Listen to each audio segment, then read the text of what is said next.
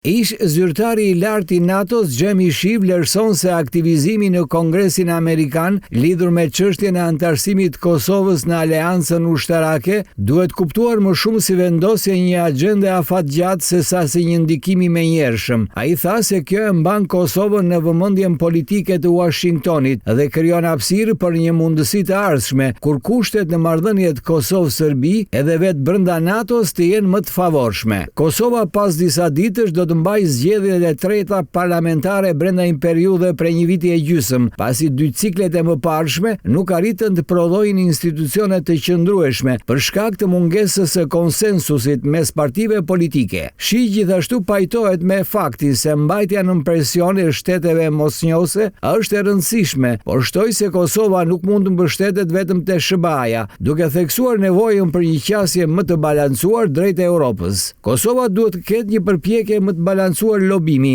edhe të loboj po aq fort në Berlin, në Paris, në Londër apo Varshavë, sesa në Washington. Mbështetja vetëm te Shtetet e Bashkuara mund të ketë funksionuar në të kaluarën, në vitet 90, por sot nuk është më strategji efektive, vlerësoi Jamie Shih.